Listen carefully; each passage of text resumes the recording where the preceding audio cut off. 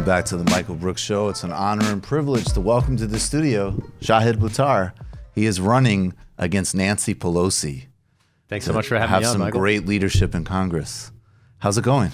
Amazing. I'm excited. It's never a dull moment. Been on the East Coast for all of 3 days, and it's just one opportunity after another. I'm excited to be on the road collecting more support. I'm looking forward to liberating the seat and representing San Francisco and I Washington. like that. I like liberating the seat. We should actually say tomorrow night, 6:30 at Catch Astoria. That's right.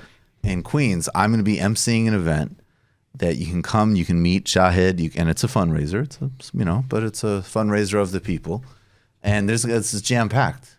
Peter Dow's going to be there. I hope. I don't want to. Oh, okay. I think he might be there. Yeah, he's still working out his travel schedule, but Nomika Konst. Nomika Konst is going to be there. We, of course, friend of show. Yeah. And Katie Halper is going to come. Katie Halper, friend of show, and me. Just let's not bury the I mean, come on, man. So I wanted to ask you. Well, actually, first of all, let's just talk about the coup in Bolivia. Yeah. As somebody who, would be in Congress, obviously, and I want to draw a really helpful, hopefully a distinction here. I'm not an isolationist. I did not want the United States. I mean, some people got very literalistic. They said, "Oh, what do you want the United States to bomb Brazil to liberate Lula?" No, I did not want that to happen. Yeah. What I would like is diplomatic action in a post-imperial order. Yes.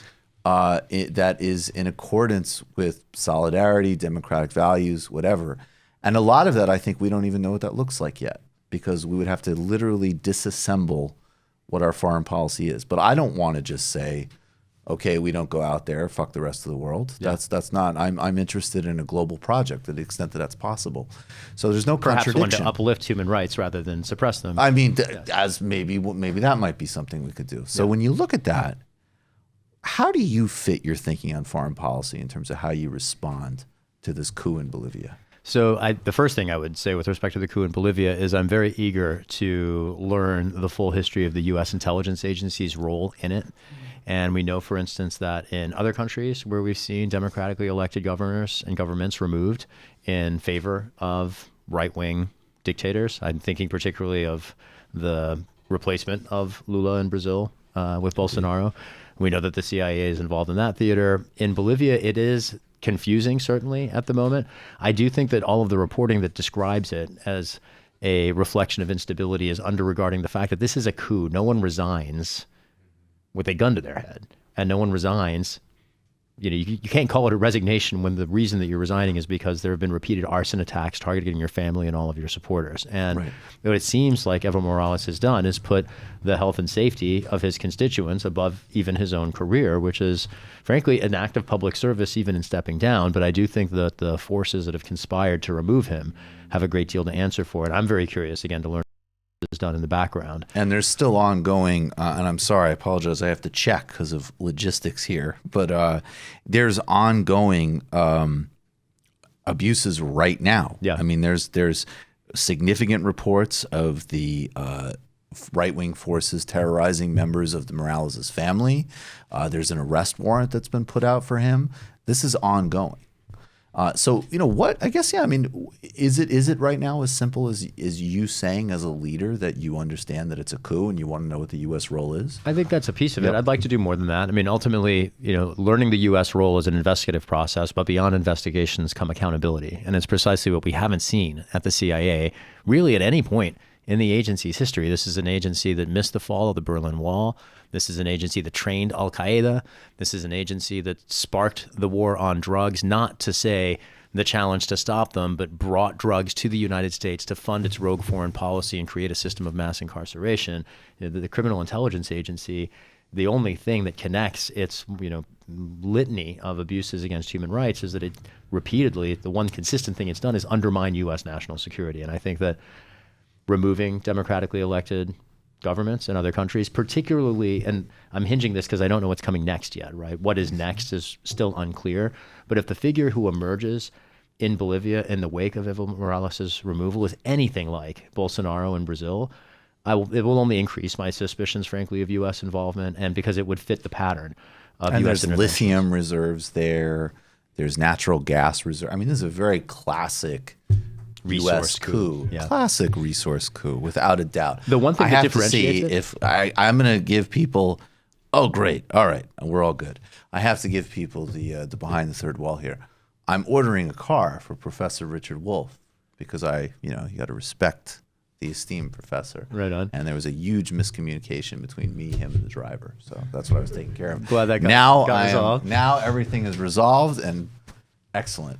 So you want to. So is that like the part of the job that's almost like being like a publicly empowered investigative journalist almost? Yeah, it's funny you should say that. My arrest in the Senate in 2015 was around asking questions that no one has asked since and that no one's ever answered. And I do think that for me, one of the motivations driving me to do this, to run for office and to seek an opportunity to serve in Congress, is to have some questions finally answered that no one has been willing to ask. And I see Ilhan Omar and her leveraging of the oversight process to turn screws and ask questions that nobody's asked. Reagan-era war criminals, for instance. That's exactly what I want to do in Congress and legislate to fix some of these issues. But I do think the fact that the body has been so entirely asleep at the switch for so long begs that kind of intervention, and just, as you put it, leveraging the office to investigate facts that need to be unearthed.